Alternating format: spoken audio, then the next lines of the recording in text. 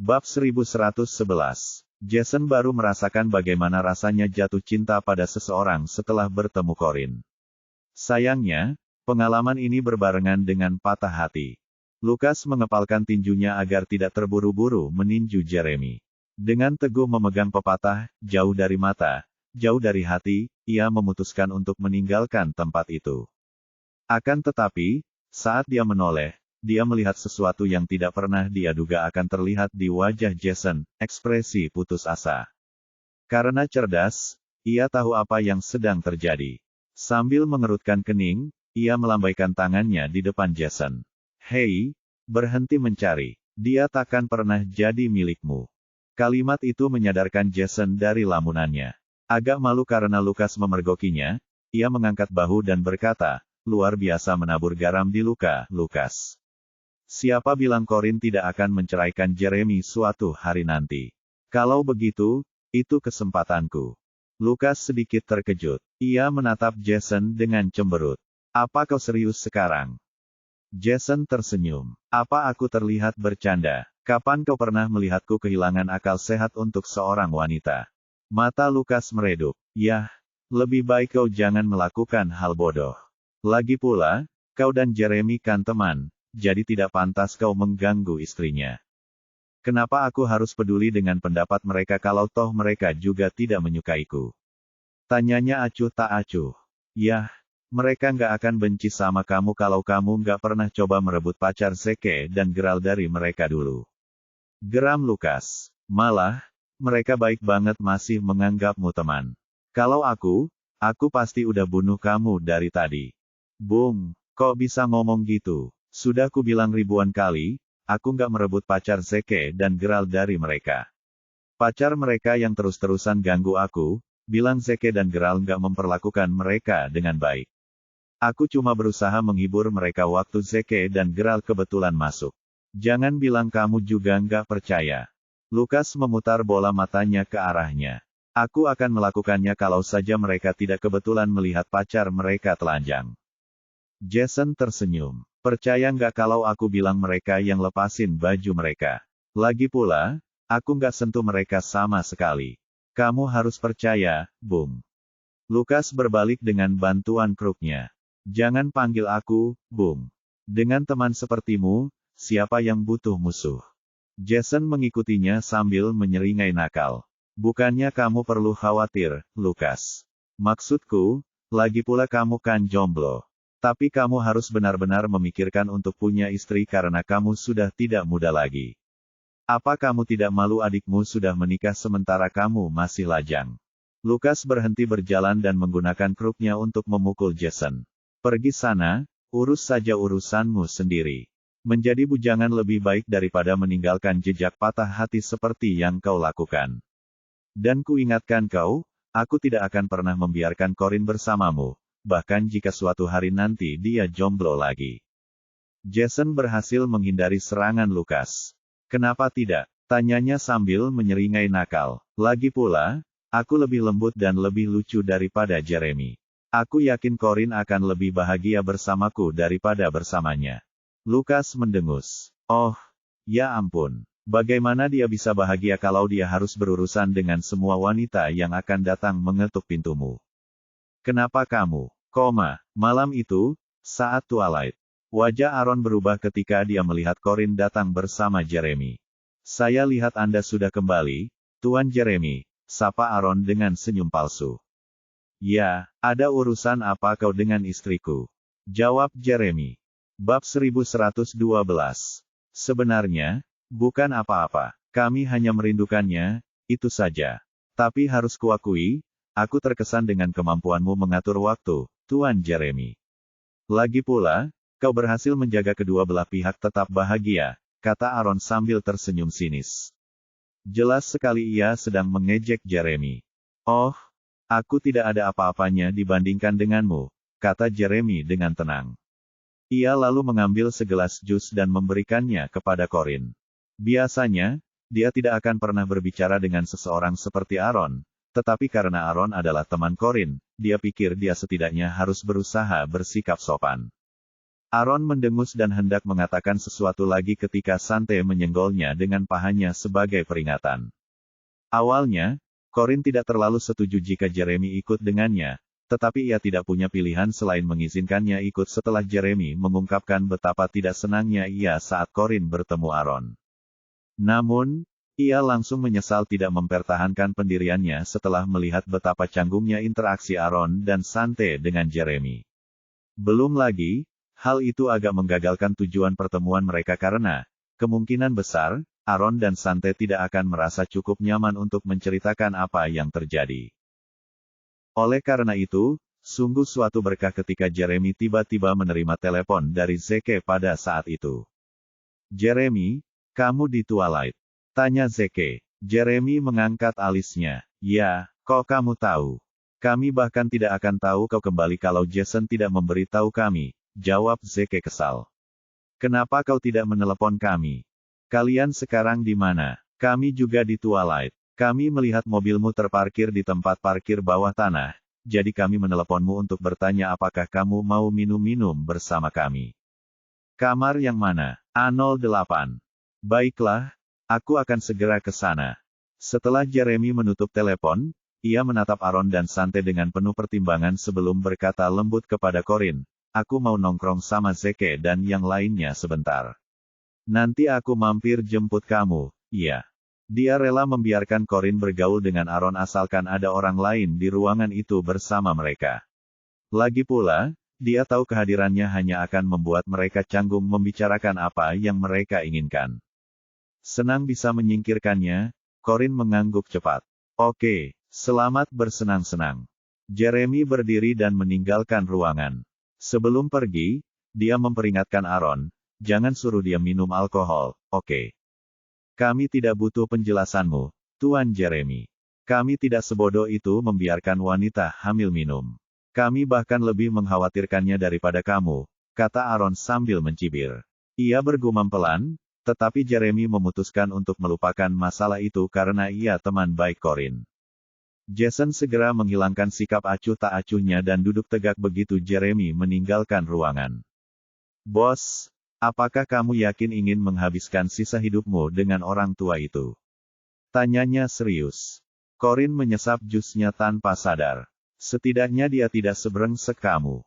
Ia merasa aneh Aaron tiba-tiba mengganggu Jeremy seperti itu, padahal sebelumnya ia tidak menunjukkan keberatan sama sekali atas kebersamaan mereka. Padahal, Aaron selalu bersikap sopan setiap kali bersama Jeremy. Aaron mengangkat bahu. "Ya, aku akui aku brengsek, tapi aku tidak pernah berpura-pura menjadi apapun selain itu. Bos, kau tahu kan, cewek-cewek yang pernah kupacari tidak pernah berharap aku akan menikah dengan mereka, kan? Ini seperti kesepakatan tak terucap antara aku dan mereka bahwa aku hanya melakukannya untuk bersenang-senang. Aku tidak bisa diam saja melihatmu dipermainkan Jeremy." Bab 1113. Corin menyipitkan matanya. "Apa maksudmu? Bagaimana dia bisa mempermainkan perasaanku?" Aaron membuka mulutnya, tetapi karena tidak tahu harus mulai dari mana, ia menutupnya kembali. Lalu ia menyenggol Sante, berkata, "Sante, kenapa kau tidak memberitahunya?" Sante meliriknya sekilas sebelum mengangkat kacamata berbingkai emasnya. Ia menatap Corin dengan waspada dan berkata, "Bos, aku tidak ingin memberitahumu karena kau terlihat sangat bahagia bersama Tuan Jeremy. Lagi pula, ada beberapa hal yang lebih baik dirahasiakan demi menjaga perdamaian. Kau tahu aku tidak suka hal-hal disembunyikan dariku. Sekarang ceritakan apa yang terjadi," kata Corin sambil mengerutkan kening. Sante mendesah.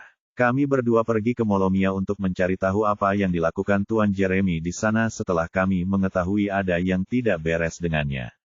Memang benar perusahaannya punya beberapa proyek baru di sana, tapi bukan itu alasan sebenarnya dia pergi ke sana."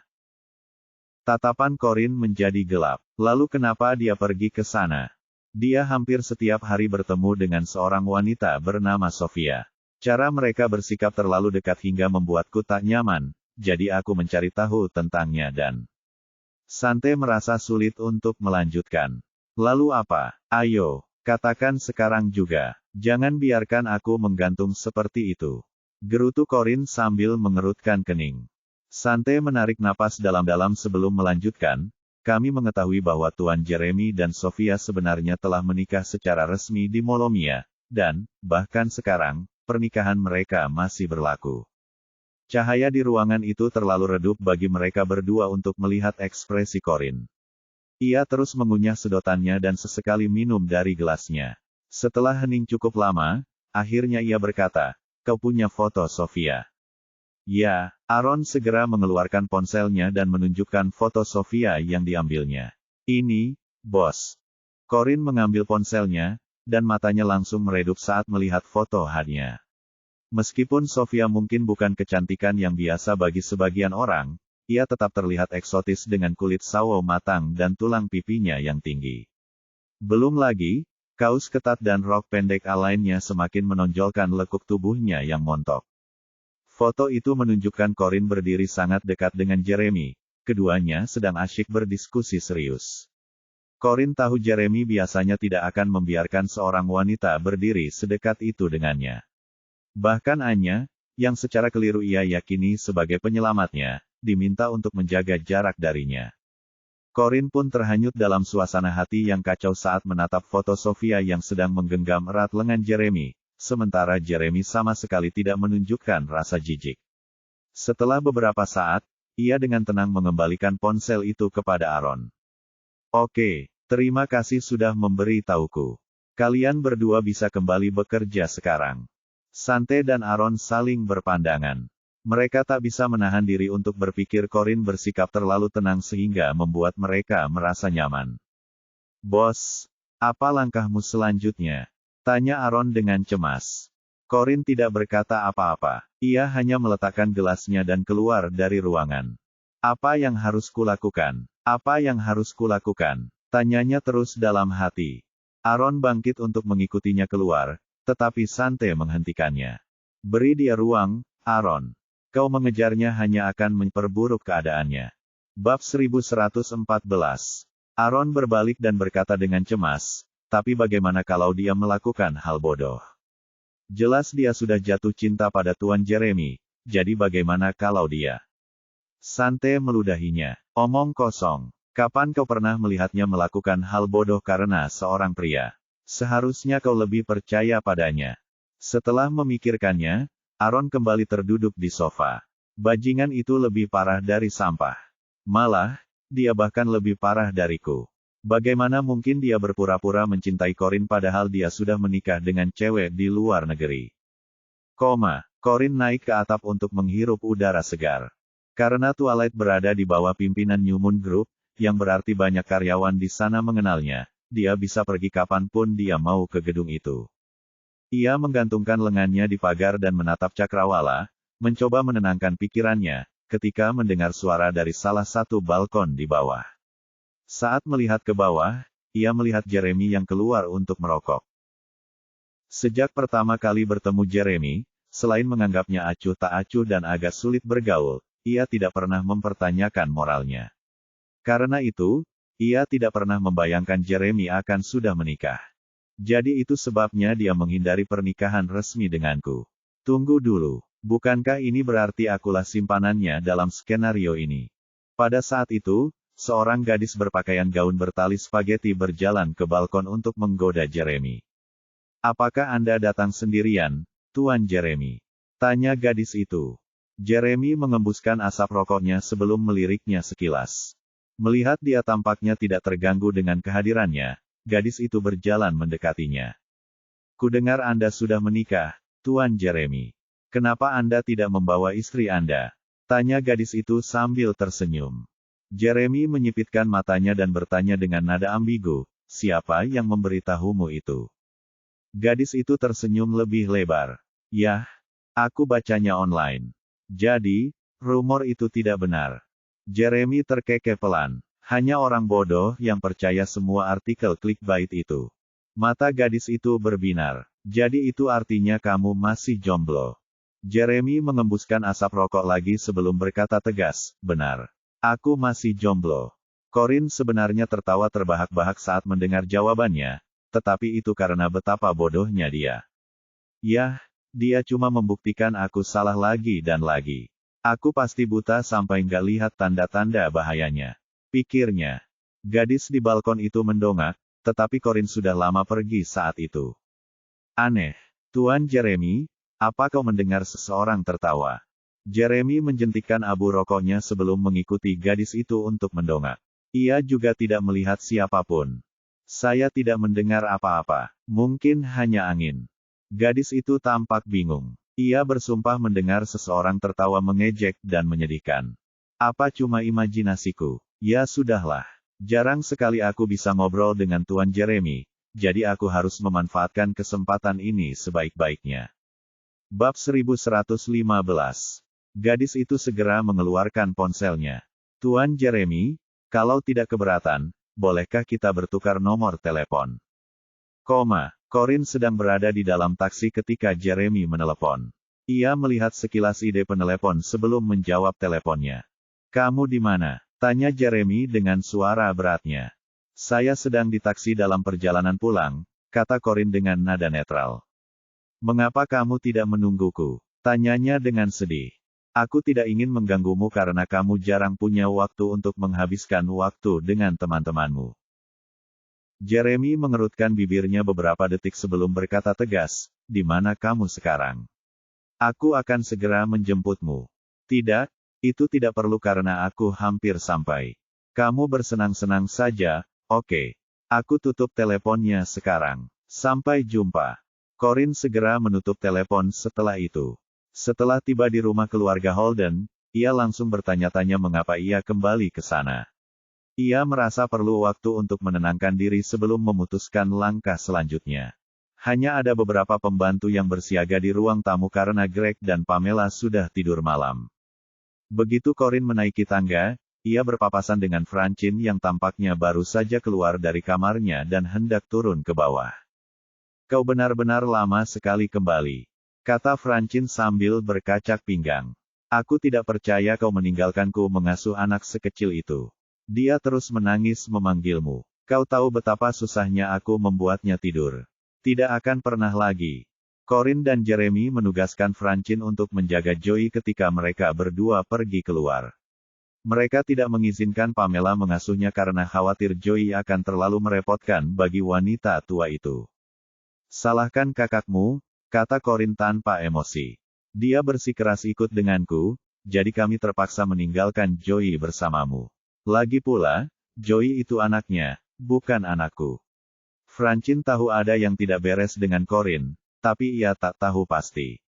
Ia mengintip ke belakang Corin dan bertanya, mana Jeremy? Kau pulang sendirian. Dia sedang minum-minum dengan Zeke dan yang lainnya, jadi dia pasti pulang agak malam, jawabnya.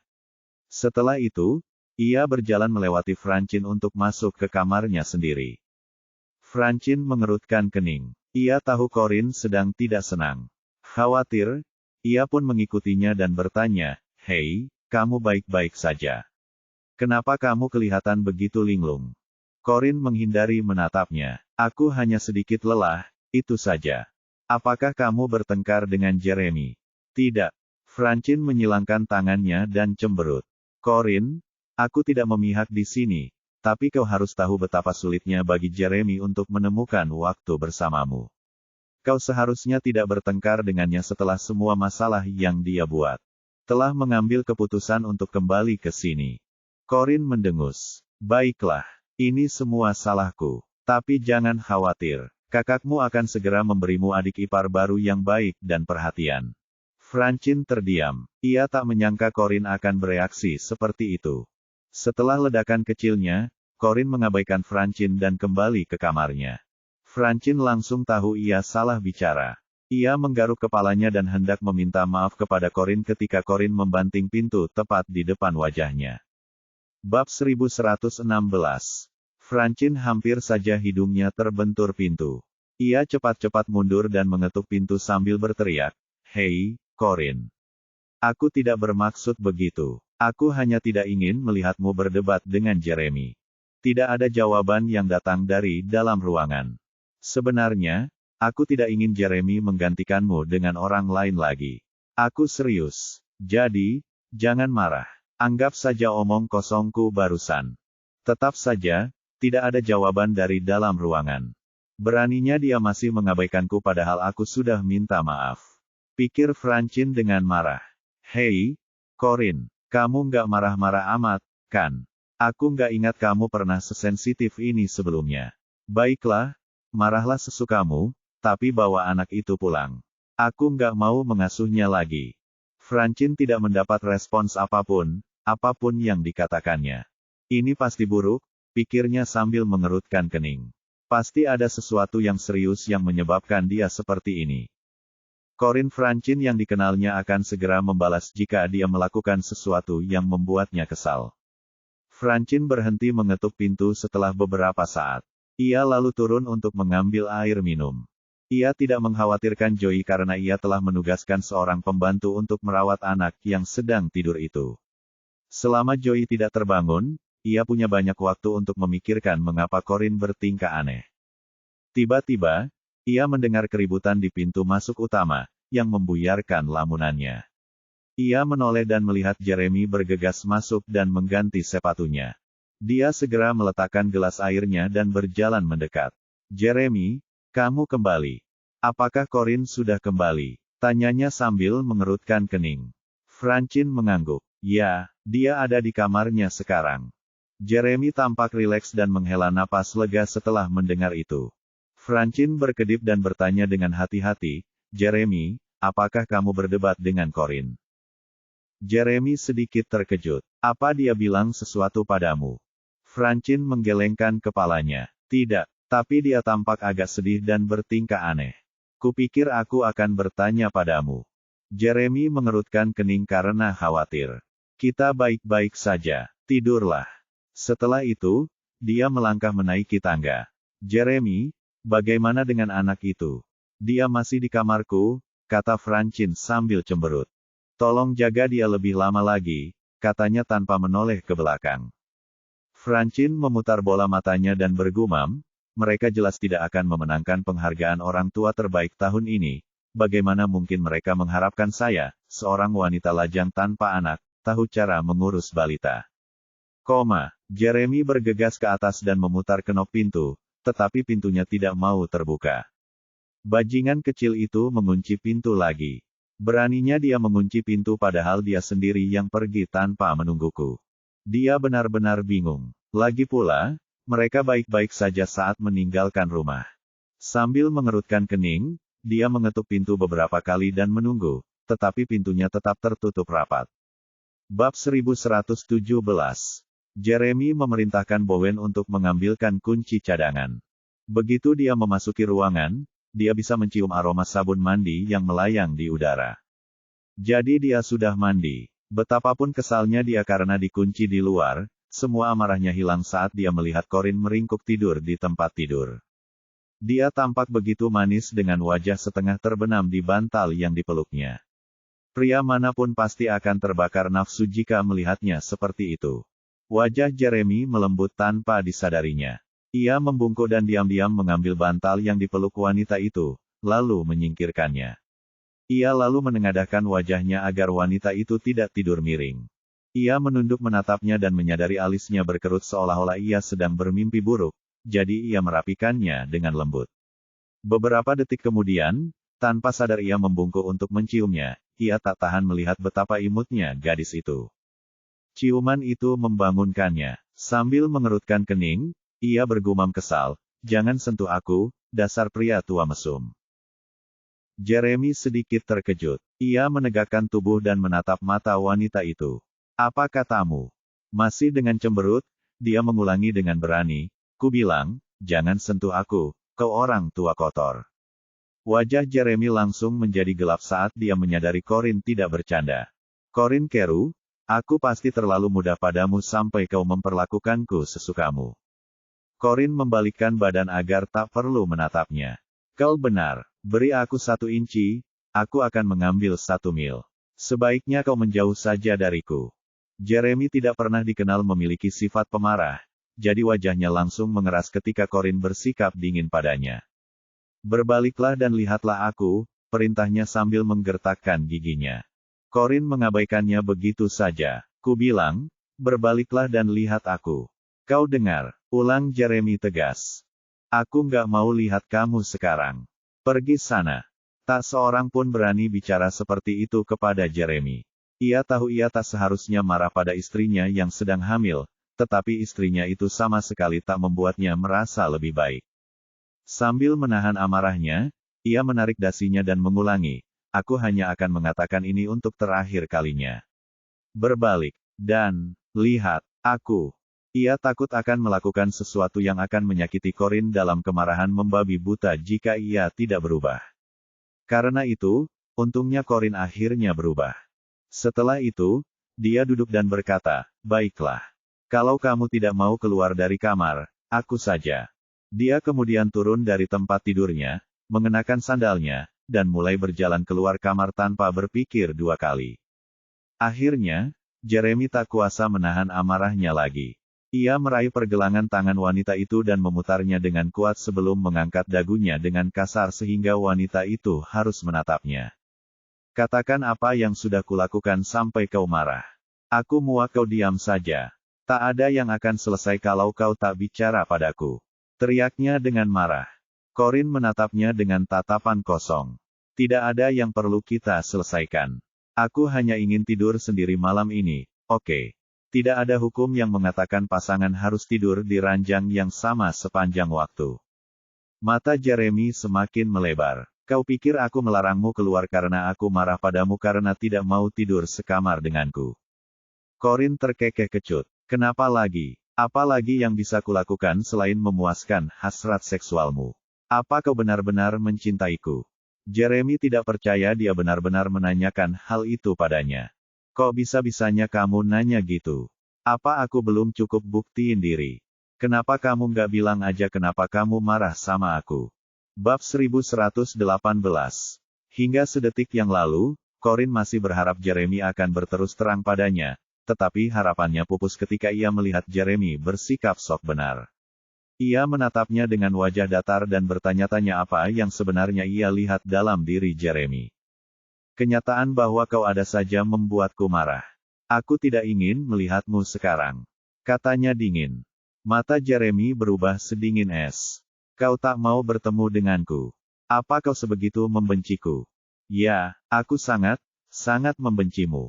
Katanya dengan nada meremehkan. Tuan Jeremy, aku akui aku salah menciummu hanya karena ingin kabur dari kencan butaku, tapi aku sudah menebus kesalahanku, jadi aku tidak berutang apapun lagi padamu.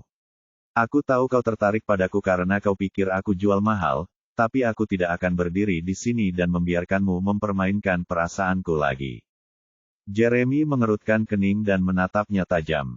Mempermainkan perasaanmu. Kau pikir aku tidak serius padamu. Apa ini semua tentang itu? Corin terkekeh-kecut. Yah, begitulah. Iya. Kelihatannya kamu bersenang-senang, tapi sudah waktunya untuk mengakhiri ini. Dia mendorongnya dan berjalan pergi tanpa menoleh padanya.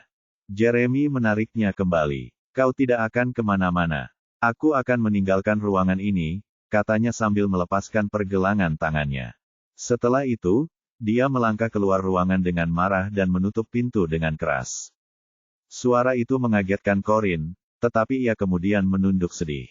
Pemanas ruangan menyala, tetapi ia merasa sangat kedinginan. Pamela pasti terbangun oleh suara pertengkaran mereka karena beberapa detik kemudian, dia mengetuk pintunya. Corin, kamu di dalam. Apa semuanya baik-baik saja? Betapapun kecewanya Corin terhadap Jeremy, ia tak akan pernah menaruh dendam pada keluarga Jeremy. Karena itu, ia menarik napas dalam-dalam beberapa kali untuk menenangkan diri sebelum membuka pintu. Nenek, kenapa belum tidur? Sudah larut malam, katanya sambil tersenyum. Pamela menatap wajah pucatnya dengan penuh simpati. Corin, aku dengar kamu berdebat dengan Jeremy. Apa dia melakukan kesalahan? Kamu bisa cerita padaku. Aku pasti akan memberinya pelajaran setelah ini. Corin menggelengkan kepalanya. Kami baik-baik saja, Nek. Ini hanya pertengkaran kecil antar kekasih. Maaf kalau kami membangunkan Nek, tapi tidak ada yang perlu dikhawatirkan. Ia bisa merasakan kepedulian Pamela dari lubuk hatinya, jadi ia mempercayai Pamela ketika ia berkata akan memberi Jeremy pelajaran. Namun, Ia juga tahu apapun yang dikatakan Pamela kepada Jeremy tidak akan menyelesaikan masalah mereka. Pamela menggenggam tangan Corin dengan cemas. Aku tahu hidup bersama Jeremy itu tidak mudah, mengingat dia bukan orang yang paling romantis atau baik hati. Dia juga gila kerja, jadi wajar saja kalau kamu merasa diabaikan. Tapi jangan khawatir, aku akan menceramahinya dan membuatnya minta maaf padamu. Cucuku ini tidak tahu apa yang akan terjadi padanya. Corin memaksakan senyum. Terima kasih, Nek, tapi kita tidak perlu khawatir. Nek, sebaiknya kita kembali tidur sekarang. Pamela menepuk punggung tangan Corin.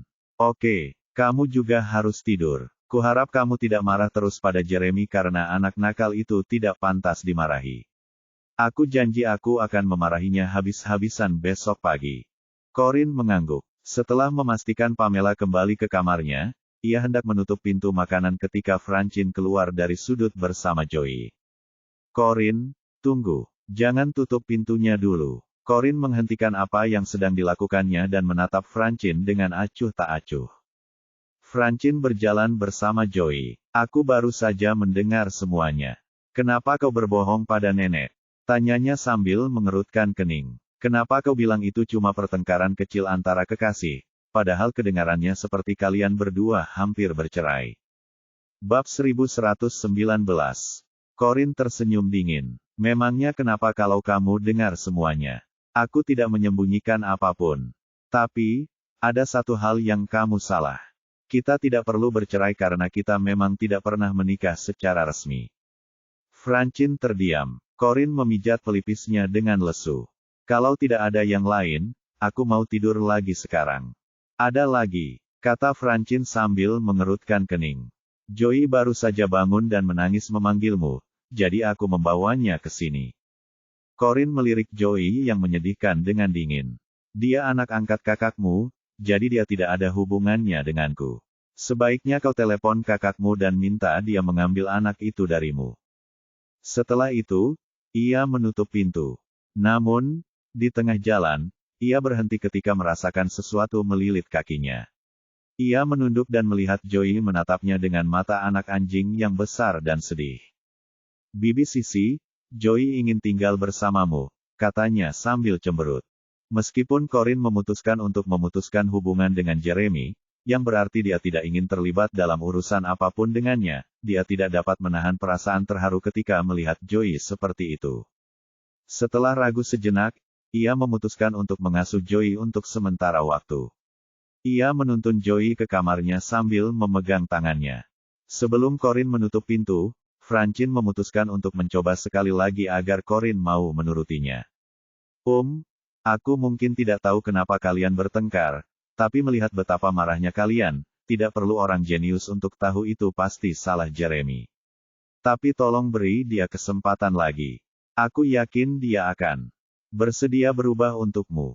Corin tidak berkata apa-apa. Ia telah memberi Jeremy banyak kesempatan untuk berterus terang, tetapi sia-sia. Layaknya wanita pada umumnya, seyakin apapun ia tak bisa lepas dari takdir terluka karena cinta. Hal yang sama juga dialami oleh ibunya, Ibu Katrina, dan banyak wanita lainnya yang mengira mereka dapat hidup bahagia selamanya setelah menikahi pria impian mereka. Corin menutup pintu rapat-rapat, seakan menutup hatinya agar tidak bisa jatuh cinta lagi. Francine hanya mendesah dan kembali ke kamarnya. Corin menggendong Joey ke tempat tidurnya dan menyanyikan lagu pengantar tidur untuknya agar tertidur. Namun, Joey hanya menatapnya dengan mata cerah dan polosnya, lalu berkata, "Bibi Sisi, tinggallah. Tinggallah bersama Dada." Corin agak terkejut. Seharusnya kau tak memikirkan semua ini. Tidurlah, nak. Joey cemberut. Bibi Sisi tidak menginginkan Joey lagi. Corin tak tahu harus berkata apa kepadanya. Sebesar apapun rasa iba yang ia rasakan, tak dapat disangkal bahwa ia sama sekali tak ada hubungannya dengan pria itu. Bukan haknya untuk mengatakan apakah ia menginginkannya atau tidak. Karena takut ditinggalkan, Joey memegang erat tangan Corin. Kalau Bibi Sisi pergi, Joey juga pergi. Bab 1120. Corin bingung harus berbuat apa dengan Joey. Di satu sisi, ia tidak ingin membuat Joey semakin trauma dengan masalah penelantaran, tetapi di sisi lain, ia tidak ingin membebani dirinya dengan Joey. Akhirnya, ia memutuskan lebih penting membuatnya tidur. Maka, ia berkata, sudah. Aku tidak akan kemana-mana. Tidurlah, dan kita bisa sarapan bersama besok pagi. Oh, Kai, kata Joey sebelum menutup matanya dan tertidur. Keesokan paginya, Corin membawa Joey turun untuk sarapan setelah mereka berdua selesai mandi. Meskipun Pamela dan Greg sangat menyayangi Joey, Joey masih merasa takut di lingkungan barunya. Karena itu, ia berpegangan erat pada Corin seolah-olah hidupnya bergantung padanya. Setelah sarapan, Corin perlu mendiskusikan sesuatu dengan Sante dan Aaron di perusahaan, jadi dia memberi Joey beberapa ceramah penyemangat sebelum menyerahkannya kepada Francine untuk diurus.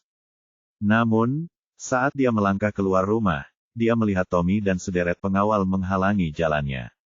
Selamat pagi, Bu, Tommy menyapanya dengan hormat. Kenapa kamu di sini? Apa kamu tidak perlu bekerja? Tanyanya dengan cemberut bingung. Saya sedang bekerja sekarang. Tuan Jeremy sudah mengatur agar kita ada di sini. Corin mengangkat alisnya dengan sedih. Kenapa dia melakukan itu? Di mana dia sekarang? Tuan Jeremy naik pesawat kembali ke Molomia tadi malam.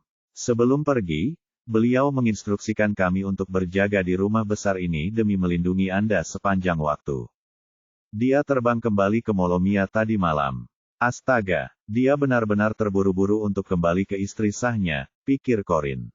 Dia terkekeh dingin dan berkata kepada Tommy, aku menghargai sikapnya, tapi aku tidak butuh kau untuk melindungiku. Anggap saja kau dan yang lainnya sudah dipecat. Kau bebas melakukan apapun yang kau mau. Setelah itu, dia mencoba berjalan melewati mereka, tetapi pengawalnya tidak mengizinkannya melakukannya. Apa maksudnya ini? Tanyanya dengan wajah muram. Tuan Jeremy bilang Anda tidak boleh meninggalkan rumah ini sampai bayinya lahir, jelas Tommy. Corin mengerutkan kening dengan tidak senang. Minggir, aku sudah dewasa, aku bisa pergi kemanapun aku mau. Para pengawal tetap tidak tergerak. Nyonya, Tuan Jeremy merasa sebaiknya Anda tetap di rumah untuk memastikan tidak ada hal buruk yang terjadi pada bayinya.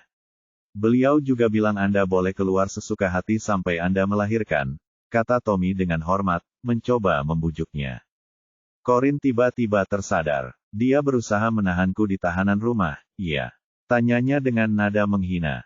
Tommy menggelengkan kepalanya. Tidak, Tuan Jeremy melakukan ini demi kebaikanmu sendiri. Dia tidak melarangmu bertemu siapapun karena kau boleh mengundang teman dan keluarga ke rumah ini. Corin mendengus. Lalu bagaimana kalau aku bersikeras keluar? Tommy membungkuk meminta maaf. Dengan segala hormat, Bu, Anda tidak akan bisa melakukan itu. Benarkah? Tantang Corin. Tak ada yang lebih ia benci di dunia ini selain diancam. Pada saat itu, Pamela berjalan mendekat dan tersenyum ramah pada Corin. Corin, aku yakin Jeremy melakukan ini demi kebaikanmu sendiri, jadi kenapa kamu tidak di rumah saja demi bayimu? Aku akan memasak apapun yang kamu mau, dan kamu bahkan bisa mengundang teman-temanmu. Aku akan meminta dapur menyiapkan pesta mewah untuk mereka. Corin melirik Pamela, yang selalu ia hormati, dengan tatapan mata dingin penuh kekecewaan. Ia pikir wanita tua itu ada di pihaknya, tetapi ia menyadari bahwa ia sebenarnya ada di pihak Jeremy selama ini. Sepertinya keluarga Holden sudah bertekad untuk menjadikan aku tahanan rumah. Pikir Corin. Ia tidak berkata apa-apa kepada Pamela. Ia malah kembali ke kamarnya sendiri untuk mengamati situasi dari balkon. Tak hanya ada pengawal di pintu masuk utama rumah besar itu, tetapi juga ada beberapa pengawal yang berjaga setiap 90 meter di luar gerbang. Ia tak bisa kabur meski bersayap.